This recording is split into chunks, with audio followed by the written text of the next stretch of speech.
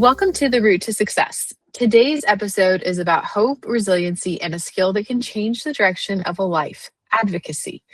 I am joined by Nikki T Hamilton.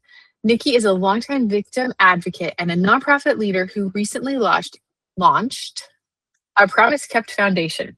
Her work exists for the long journey, not just the crisis moment. She helps survivors and families find support, navigate resources, and stay steady through systems that can feel confusing and cold. Nikki also leads the Justice for Angel Ormston initiative, a decades-long promise rooted in love, persistence, and outcomes. She is building tools that help people advocate for themselves and teach their children to do the same. Nikki, welcome. I'm so grateful you're here today. Thank you. I'm so happy to be here. All right, so let's jump right in. We're going to talk about advocacy, and if possible, if you could answer the question I'm going to ask, and then also present it in a way that nonprofits can legally do, because you know how there's always that gray area between lobbying and advocacy. All right, so here's the question, because I just made it that much more complicated. Advocacy is often treated like a personality trait, but you describe it as a skill. What is advocacy in really clear terms, and why do you believe it is the bus driver behind resiliency? Why did I say bus driver? Why do you believe it is the driver behind resiliency? There we go. So advocacy is really like understanding the system that you're in, the environment that you're in, naming your own needs and staying engaged through the process and asking those questions until your needs are met.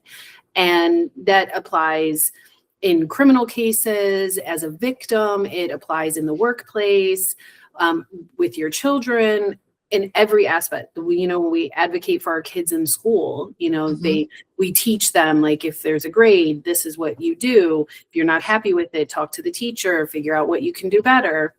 We teach those things. And resiliency, we celebrate it so much, like, oh, they got through that horrible time in their life, like, oh, congratulations. But we don't celebrate when someone is advocating to not have to get through something ahead of time. So it's about making sure that you're not erased in the systems when they get hard. And often we sit back and we're quiet and we swallow probably more than we should, in my opinion. Honesty and authenticity is very important to me. And I do believe that advocacy is what restores our healing process and does reduce traumas. If you're able to advocate even after you've gone through something traumatic, if you're able to advocate for yourself, it does help you internally heal from what has happened, because you feel like you have some sort of control, that your voice is being heard. And that's what's most important, that you're supported and understood. Not making sure that you don't just disappear in the process, specifically when you're dealing with the crime aspect as a victim. It's making sure that your voice is still heard. And often you're in the most emotional place that we can all be in, right? Like, nobody asked to become a victim. And you don't know what to do when you are. And it's making sure that you don't disappear and just accept what an officer's telling you, what a state attorney's telling you, doing your own research, figuring out, like, what is it? What can I do? What are the steps that I can take? So what really came to mind to me, the feeling listening to you talk, is advocacy is making sure that you still have a voice and that you use your voice. And I can attest. So I hope that no one that is listening to this thinks that I am criticizing, because I'm not at all.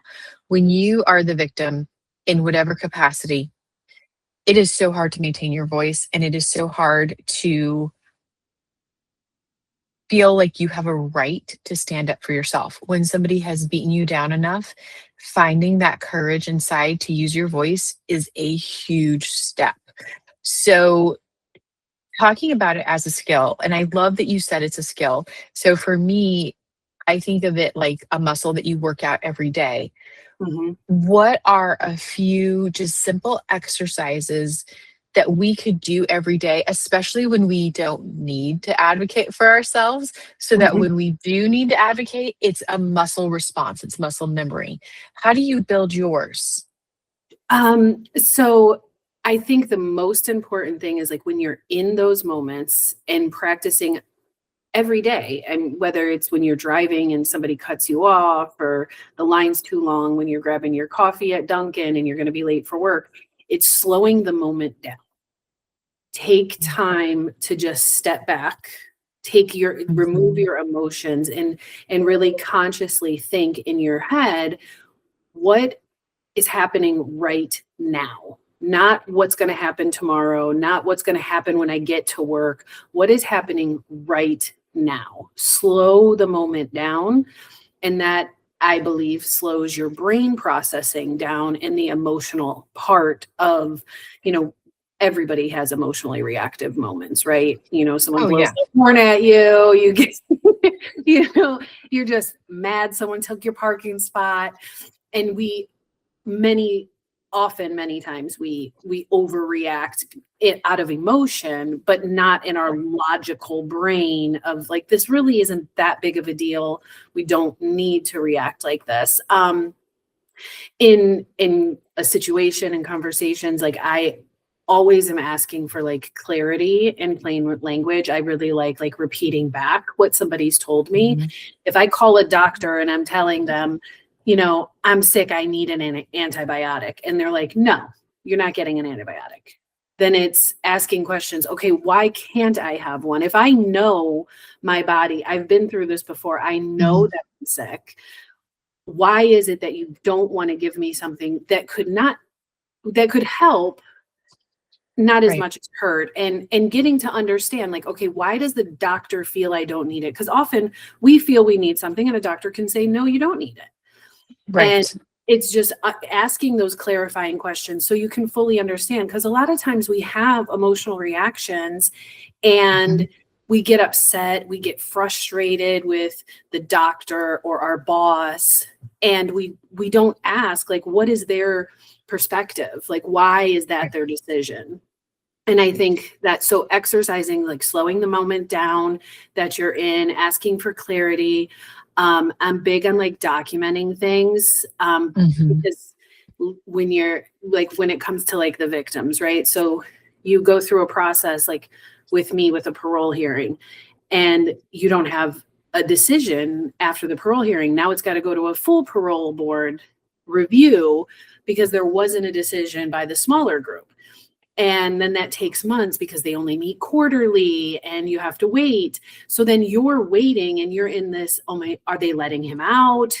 Right. Which way is it going? But if you don't advocate to get the information, you stay triggered in the trauma the entire Right. time.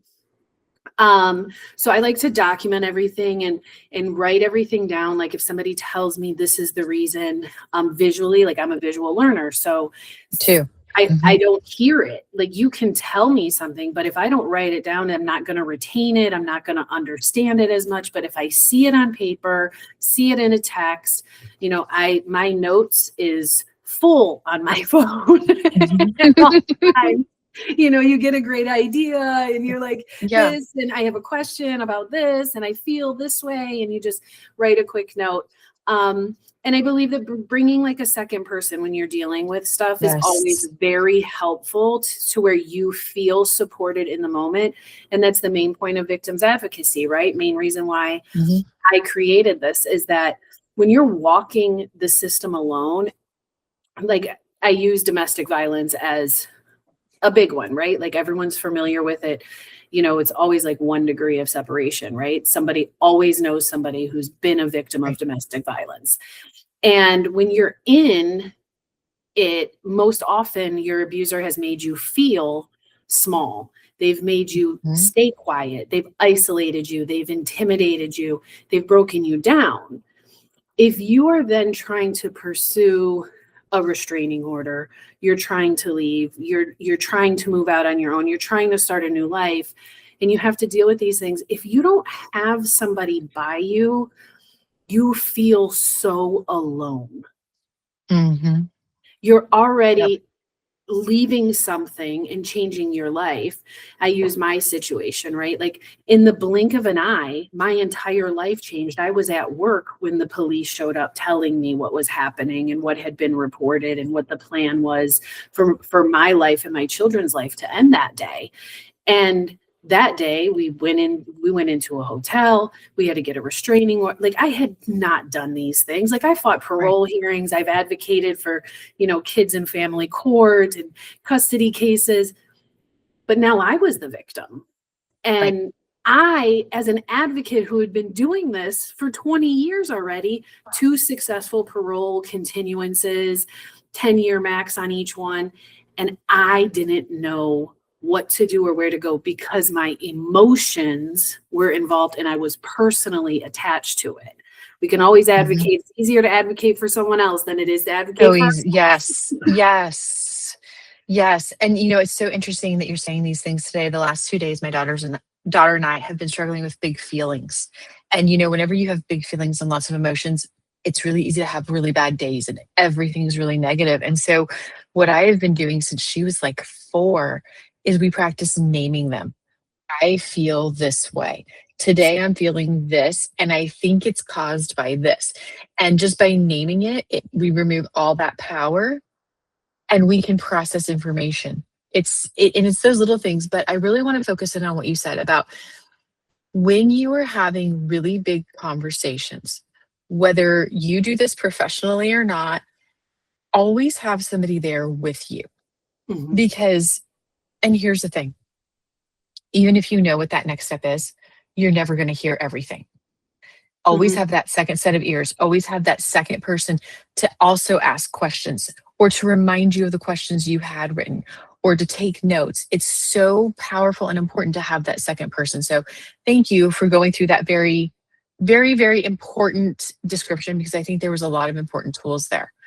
And the only other one that is like a daily practice when you mention like exercising the muscle is, I think the most important one is making sure that you use very neutral statements. And I think that that's been a mistake that we make because we're emotionally attached to it, right? So it's okay for people to say, like, I'm not comfortable proceeding without this information. I'm not comfortable moving forward until I understand this. It's okay to say that. That doesn't make you weak. It doesn't make you not intelligent. You can own the fact of whatever information is being given to you is not enough. And it's okay to admit that. May I also add, it doesn't make you difficult to ask for more information. Oh, yes. I'm going to get to that. Opposition. Every advocacy is not opposition, although it is most often viewed as difficult, adversarial opposition. People look at resiliency to be celebrated and advocacy as a negative. Correct. Whew, and we've just asked the first question. Where are we going on this today? Goodness. Okay. You've said many systems respond to the crisis, but they do not stay for the journey. What does the long journey look like for victims and families, and what support is usually missing? So not a diss to prosecutor's office, law enforcement, like they respond in the crisis. That is their job. Their bandwidth just cannot carry the journey of the continuum of care that I feel victims need long term, especially like, my nonprofit is focused on violent crimes. And when a homicide takes place, everybody's there, right? You can get all kinds of help, domestic violence, same situation. You have people that respond, they help get you to a safe location, safety planning, do all of that.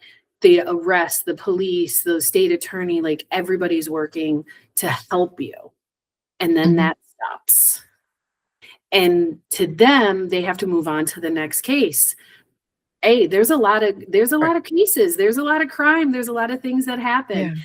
And there's just not enough resources in our local agencies to be able to continue that care. And I've been very blessed in my cases and the teams that I've worked with. I come from a small town in Ohio. Our prosecutor's been there forever. He's very hands-on. He takes every case. I mean, he's amazing. His office is amazing. Ohio Victim Services has been extremely supportive. But when I call them at 20 years later and tell them the person that is there wasn't even around. She was probably an infant when the case took place. So she doesn't know all the parts of it. She doesn't remember those things. And her support and everything is great. But how great would it be if there's an agency, a nonprofit, an organization that keeps track of the cases, stays on with you, that 20 years later, when that person's coming up for parole, there's an alert that we'll have 12 months ahead of time, so we can start the campaigns, we can do the social media, we can tell the story, we can start getting those things out ahead of time to where it's not, okay, you have a hearing in 2 months and let's go. And there's a lot of parts of that just you don't learn until you go through it. Many people don't know that, like, you receive a voicemail or a call from an automated thing if the person got released. You get a notice in the mail that there's a parole hearing coming up and here's the date. Sometimes those dates change. You may not get notice. So you need to be proactively watching like in Ohio, the offender registry to see, and they will update that sometimes before the victim knows. So it's staying very diligent in making sure that you know what's happening. And so that long-term trauma that you go through, that experience, like, it never leaves. Like, when you're the victim of a homicide, like, we see it all the time, lots of people create foundations, they give scholarships when their children, have been lost at a young age. They'll do college scholarships in a foundation. But there isn't one that, like, stays for that whole journey. And I haven't been able to find anything that really helps with, like, the parole process or custody cases. So domestic violence. So my personal experience in some of my cases that kind of have mirrored that same reality is I had a ton of support when it happened. I had victim services for Palm Beach County. I had a nonprofit aid for domestic violence victims. I had the state attorney, the detective on my case was amazing. Like, every part of it, I was very, very lucky. But once it was done, once we had restraining orders in place for the next 9 months and 18 months in criminal court, and a plea deal was arranged, and all of these things took place, everybody's gone. So a year later, when he files for custody of the children, and now I'm in a family court trying to go through a custody with this person who was such a danger to me that everybody jumped in the beginning. Right. Now I got to go to a custody case at the courthouse by myself because there isn't anybody there for that part. So I think it's making sure that we stay with them, that there's somebody that is with them in the beginning, right? Like, my idea is, I partner with those agencies. I'm with them from the beginning. I know everything that goes on with the case in the beginning, but then they move to just be mine. And then when it happens, I can come and give the full case to the new detective or the new prosecutor that's attending the parole hearing, or help them when they get an attorney for a custody case. And I can assist in those areas as well. Right. And it's so hard to remember everything when it's happened to you. So it's so nice to have that third party who's not emotionally involved, because they can have that clear perspective and that clear timeline. So important. Yeah. Your work includes Justice for Angel Ormston. You made a promise at 15 and you have kept it for decades. What did that promise require from you in real life year after year? So a lot of people don't know what what it's taken. Like, a lot of people don't know my story. I've been very intentional about making sure that this is never about me and what I do, and that it's always about Angel and her killer, right? I mean, that I want it to be about both of them. She's not here, but he is, and I need to make sure that he continues to stay. Not because I don't believe in our correctional facilities, not because I don't believe in rehabilitation, but I strongly believe that in this case, when somebody makes a plea deal with a confession to avoid the death penalty, that should be life. If you get to avoid a death penalty case, you shouldn't have the opportunity to come out, because had you gone to trial, you may have gotten the death penalty by a jury, and you wouldn't have the option to go up for parole. Right. So for me, it's being re-traumatized over and over again. For my story, my case, as a child, I was very young. I made the promise when I was 15, no idea what that promise was going to be. I was laying on my bedroom floor, writing a note to my friend, crying, like, you're gone for 2 years, and I'm moving, your family's moving, like, everything's changing. And in that broken grief moment of missing my friend, made a promise. And in that promise, I had no idea. I mean, at 15, who knows? I had no idea what that meant. So I've had to show up consistently. Because the case was national, there's a lot of like producers and TV shows, true crime stations. I'll come home. I could be having the best day, and everything can be going great. And I can come home and open up a letter with a FedEx envelope on my doorstep from a New York producer who wants me to go on a television show, and they want to talk to me about angels. But I could have been having the best day, and now I'm reminded of the worst day. Right. And so it's, I've dealt with that. It's learning the system. Like, I didn't know how to fight a parole. I didn't know what would work. How can I convince this parole board of the significance of this crime? This was before social media. This crime took place before internet tagging, viral, and it was national. From my little small town in Ohio with 8,000 people in it at the time, this became a national story. Like, everyone fell in love with Angel. And that's why, there were sightings of her in Florida. Everybody has things. So I had to learn what it meant to oppose a parole. And I had to remove my emotions from it, while protecting the family. Right. And there's a balance, right? Because I may feel something that the family doesn't. Family wants to be very private. I have to fight to make sure that I do what they wish as their advocate and spokesperson, and I have to represent them. That's a lot of responsibility. So much, yes. And I was 22 when I signed on. Oh my gosh. I was in college studying criminal justice, and I took this on having no idea. I had 2 small children when I was fighting a parole.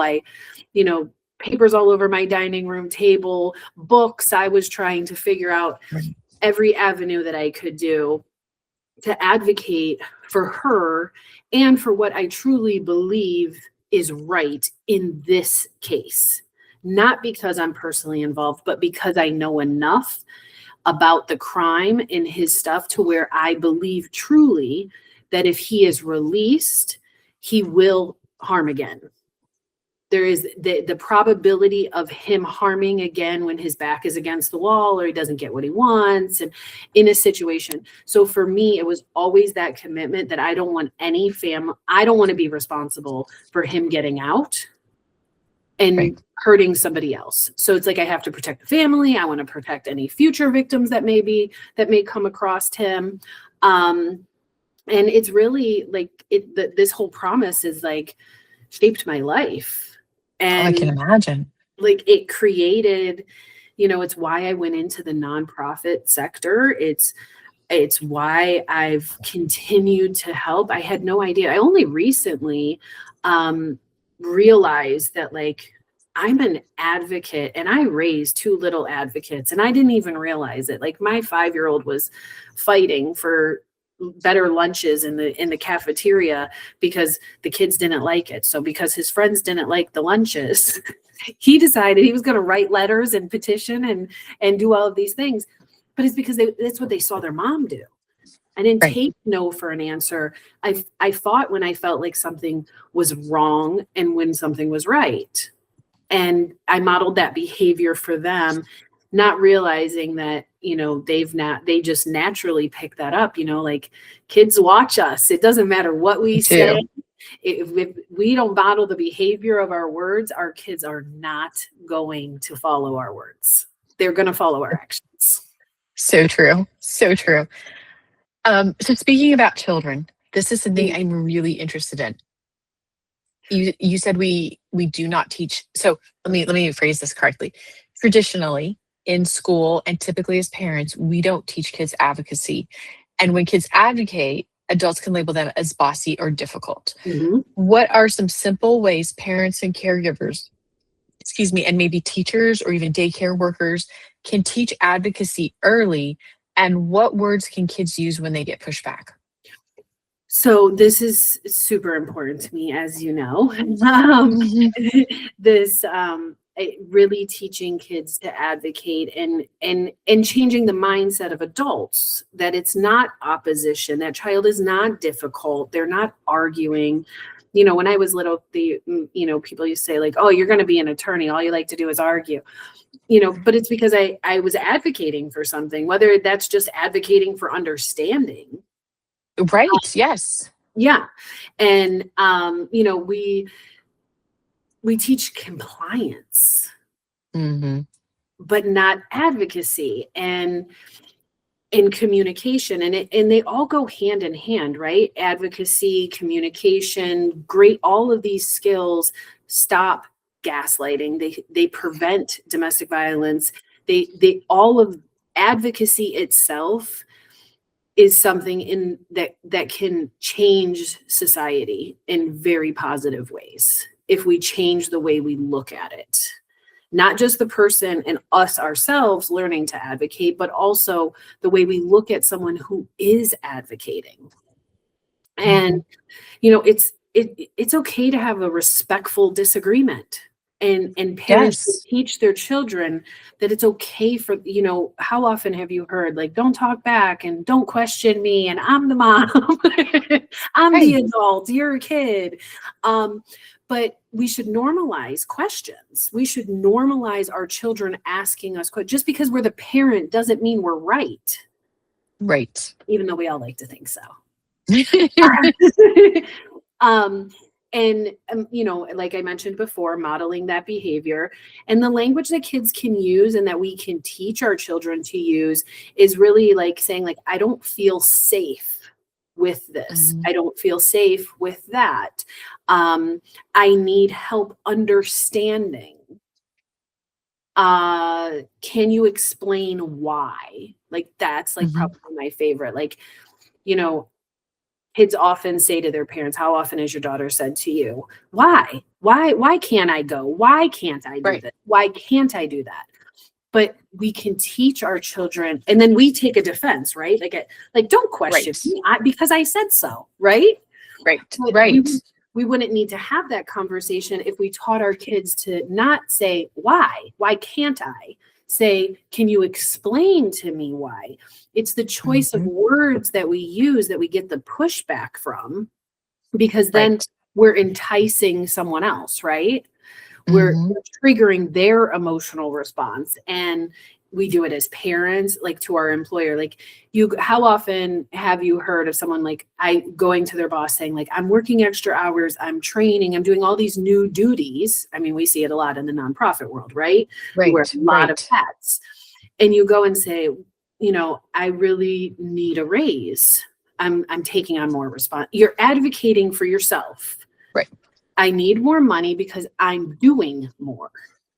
and Right. I'm valuable and I see that and I want to be here and I want to work with this company and I'm committed.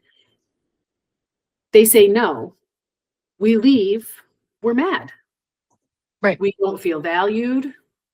We don't feel appreciated. Then, that gets into that whole silently quitting. Yes. That happens and people start to detach and they lose the motivation. Right. Instead of saying, can you explain to me why? Because Right. it may be just budgetary. That Exactly. boss may want to give you a ton of money. They Mhm. may value you, and that gives them the opportunity to say to you, I really wish I could, but I can't because of this. Or we have a Right. policy on the board level that we can only give raises once a year. And this is our policy. And, I'll keep this in mind. And it opens up that dialogue to where you learn more instead of walking away with hurt feelings. So teaching kids early to ask, can you explain why that's your decision? It's not questioning authority. Right. It's asking for understanding. Mhm. We all think different. We all have our own lived experiences that changes the way we perceive things. Like when we talk about bringing a supportive person, and you mentioned, Right. because they're going to hear something different. They're going to ask Correct. different questions. When you are Right. emotionally involved, you can be having, this has happened to me in my life many times. I have something, a disagreement and an argument, something doesn't go my way. And I tell it to a friend and they're like, why are you upset? That's not, I didn't take that from what he said, or I Right. didn't understand it that way. So I think that is what helps us all with our children, with our job, with doctors. It's how we approach that changes if it's looked at as opposition Mhm. or advocacy. And we don't often use the word advocacy. We don't. No. People don't, they're a problem. They like to argue. They're difficult, but they don't discuss wait, she's advocating for something. There's a reason she's doing this. Right. I think that really does help change the scenario. So a couple of thoughts on that, because everything you said was very valuable. So my first thought is when we teach our kids the right phrases and words to use, we really need to work with them on tone of voice and body language. And I have to be honest, that is where I've spent the majority of the time with my daughter. And I learned that when I was teaching communication classes for the Alzheimer's Association. That's where I learned how to communicate, was when I was teaching caregivers how to communicate with a patient. And we don't realize that 90% of communication is subtle. It's those subtle cues, right? Like I showed up and I told you today for this podcast, I'm like, oh, Nikki, I'm really happy. I just got back from a walk. Like I'm really ready to have this, right? Where if I had showed up and said, oh, Nikki, all right, let's do this. Like this conversation would have been so different, right? And so I always like to tell people, as you're talking about the vocabulary, and I want to be very clear, the vocabulary is so, so important. Equally as important is your tone of voice and your facial expressions. The other thing that you said is when you take that trusted person with you to hear and to ask questions, do you know what I find the most valuable? And you touched on this. It's the after conversation. Like, oh my God, they didn't agree to this, da, da, da, da. And you have this whole meltdown because you're so emotionally involved. But having that trusted person to be that safe vault lets you work through all those emotions, get it out of your system, and then say, you know what, here's what I heard. Let's see why you felt that way. Let's work through this with you. Because as humans, I think people are going to be offended by me saying this. I don't know how to say this differently, but we are pack animals. We are not meant to be solitary, right? We need that partner, that person who's going to let us melt down, let us feel everything, and then ask the questions you're asking. All right, let's work through this. Why do you feel this way? And I can see, I would be willing to bet money, and I never bet on anything, that you did that with your kids and you don't even realize it. like probably at the end of the day at the dinner table, and you were like, tell me about your day. What happened? And, maybe your son said, well, this made me really mad. I could say, well, why did that make you mad? Let's talk through it. Let's work through it. What can you learn from that? And that's how you raise children who ask great questions, right? It's the dinner table. It's those conversations that happen in the car. So it's so funny that you say like, oh, you're sure that I did that at my dinner table. And Right. I did. And my kids are, 20 and 21 now, but Right. since they could go to school before pre-K daycare, as soon as they were talking, we as a family sat at the dinner table every single night and we did a peek and a pit. So they had to tell me a peek of their day and the pit of their day. And then we had open dialogue at the table. And in addition to that, myself and my husband gave our peek and pit of the day. So it was great for the kids. Like if my peak was like going to my son Jeremiah's award ceremony, Right. or watching Zachary play basketball and make the shot, I'm encouraging them and showing what I'm proud of them at the moment. Right. Then I'm telling them the peak and they tell me their peaks and then we discuss them. Like, okay. And I would ask them tons of questions like, okay, like I remember specifically one was my son's peak was a kid took his chicken nugget at lunch and dipped it to my son's applesauce. And he's like, he touched my applesauce and I don't want his chicken nugget in my apple. He was, 4 or 5 at the time, very upset over this chicken nugget. Excuse me. And when he was telling me about it and I was like, what was missing? Like giving him I think he thought you were okay with sharing. Right. And his perception was that was okay, but you don't have to like get mad or you communicate and use your word. Right. And, my kids will tell you, like, I'm always like, they're like, oh, here you go. Use your word. Do the same thing. Yes. But I'm a boy mom through and through, but I wanted my boys to have very high emotional intelligence because men and women think very differently. So I wanted to prepare them for future in their future life, to really understand that, everybody views things differently. I mean, how many people watched the Super Bowl and so many people loved it. So many people hated it. There's not anybody that's in the middle. There's nobody that says, it was all right. Like, I don't care either way. Everyone's either love it or hate it. And but why do we get upset just because someone's opinion doesn't agree with, like, that's their perspective. Yeah. And we don't have they're allowed to have it. Yeah. Like, I'm sure you've probably read Mel Robbins' Let Them theory. Love that book. Love her. Yes. I start every day listening to her podcast and and she did the one about looking for hearts. And I mentioned it to my daughter and I thought, whatever, she would think I was silly. I cannot tell you now how many times we're on walks and she's like, look, Mama, heart. Mel loves us. Look, Mama, heart. It's going to be okay. And it's so moving because we've been doing this for like 3 weeks. We actually have a collection of leaves in our kitchen that are heart-shaped from the walks that we've taken and found them. Oh, I love that. Yeah. And I need to email her that because she's, she loves the stories. But yeah, and it's so important to have people that believe in you. Yeah, it is. And I think the thing about the let them theory that I think took off so much is it's okay. Like what they're doing, like nobody's trying to hurt you. It's not personal. And when most of these situations that happen where you're in a situation to advocate for yourself, in most of them, aside from victims in crime, it's the other person it's not ill-intentioned. They're not intentionally trying to hurt you. They're not trying to deny you something. It's not because they don't like you or they don't see your value. There's typically, and I say this all the time, you don't know what you don't know. I say the same thing. Yes.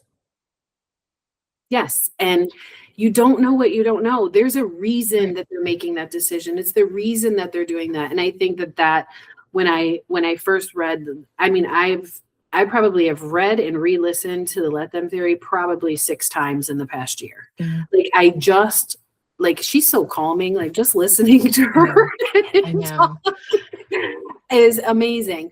But I think there's so much to be gained, and it goes Yes. for the advocacy, you know, in the part Mhm. I'm sure you remember where she's talking about like her friends going on a trip, and she was in a great Yes. group and saw it on Instagram and was like, why are all my friends out somewhere and I wasn't invited? Right.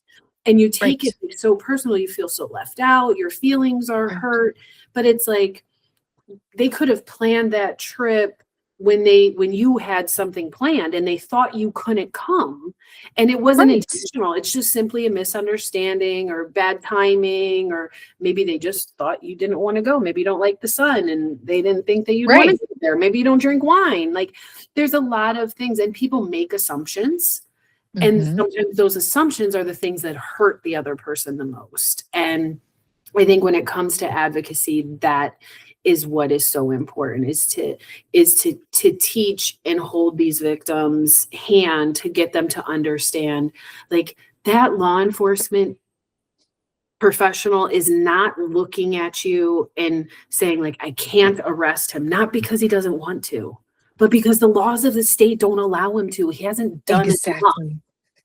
to get I arrested know. yet. Yes. But instead they're like, nobody's helping me and I can't Right. get anywhere. And we want what we want, and we don't always understand when we don't get it. And Mhm. I believe that there's always a reason that Oh, it 100%. happened, and it's not personal, and we shouldn't take it as personal.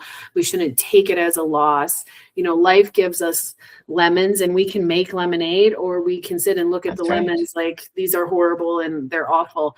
Right. And with my situation, I consciously chose, as hard as it was, every single day, every time, everything that came up. I mean, I've been doing justice for Angel since 2012. And I receive messages, good, bad, indifferent. Can Um, imagine. you know, people, trolls, people from his family that create fake accounts and tell me, you know, you need to stop and can't you just sit down already?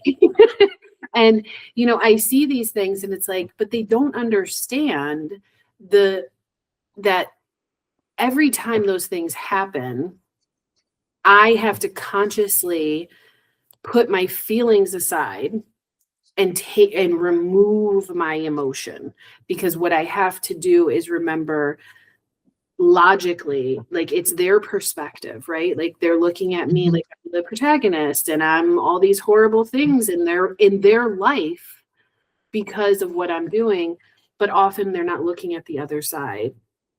They forget, right? Like, I mean, Mhm. I mean, it's amazing how many people remember Angel's story and have talked to me, and the emails that I've received, the letters that I've received over the years, you know, going through the evidence. Like, I mean, I loved her. And I had to look at her crime scene photos, and she was missing for 5.5 months on the side of the road in Ohio. So I'm sure you can imagine what those crime scene photos looked like.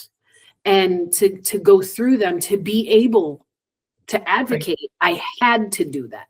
I had to understand the evidence against him. I had to fully deep dive into the account. And that's what's difficult for families, right? Like her family, like they should never have to view those photos. But how do they fight if they don't?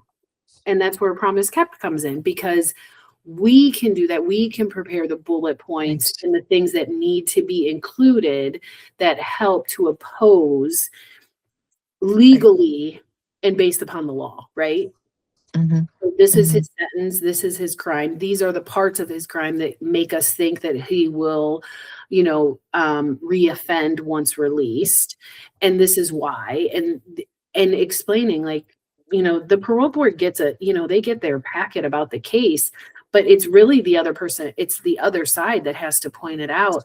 I recently was speaking with a client, and you know, the need for this organization just like, you know, it just hit me like a ton of bricks during this call, because I'm listening to this person. And even as I'm asking questions, during my client intake, and I'm asking the questions, and all the answers I'm getting back are the emotional responses. The facts of their case are there. What they need help with is that needed, but they couldn't answer the simplest questions because they're so in the emotional space of the crime. And if me as the founder of the organization has difficulty, like how frustrating is it for law enforcement or the state attorney who's trying to get the information because they're on the same team? They want to put that person away for what they did to the victim as much as the victim wants that person put away, right? Sometimes more. Right. Sometimes the Oh, victim yeah. will be ready to let that, like, oh, that's okay. We don't need to go that far. Right.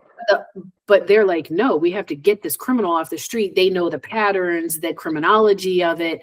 They see it, and they'll go harder for them. So I think it's really, in that moment, which just happened last week, was listening to them and seeing like, wow, like this is so needed, because it's got to be so difficult for an officer to, or a state attorney or an investigator, any of those things, as they're dealing with the victims, to handle the emotional part, but also the legal part, the offender's part. The opposite side always, often gets involved. So I think it's really just slowing it all down. And like, that's what I had to do during that call, right? Like, so I'm intaking and I'm like, okay, I know you're hurting. I know you're upset. Like, I know all of these things, but I need to know the details of the crime. Like, not how you feel about the crime. That's important. Right. Not that it's not important. I'm not dismissing those feelings. But in order for me to best help you, I need to know the crime. I need to know where you're at in the court cases. I need to know where you are with DCF. I need to know all of these different avenues. And we're not going to get there if it's all emotional based. He doesn't want to be a dad, and okay, what are the actions he's doing that tells you he doesn't want to be a dad? Because those are the things we need to be able to argue and point out to somebody else. Nikki, this has been such a powerful conversation. And I'm so sad to say we still have 3 questions I want to ask you, and we're out of time. I think we're going to have to do a second show with you. I knew this was going to be a powerful conversation. I knew that you had a lot of wisdom. I knew you had a lot to share, and I know you still have a lot to share.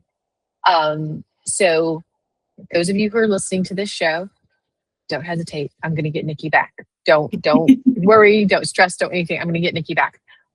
What I would like to stress from this is practice advocating for yourself.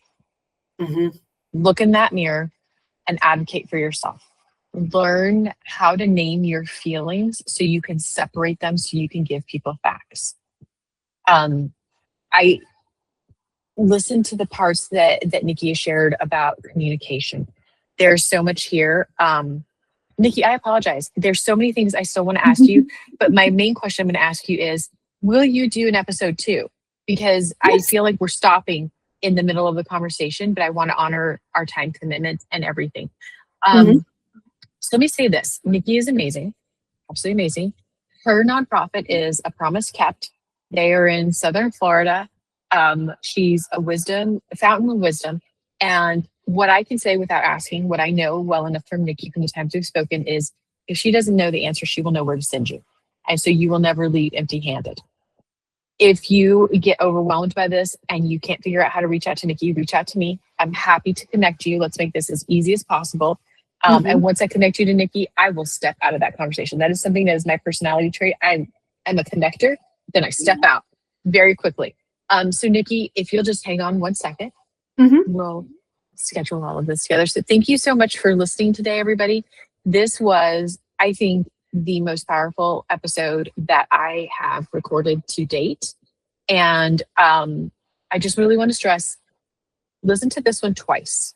There's that much information in here. Listen to it twice. And if you need to, I'll send you the transcript as well. So thank you so much.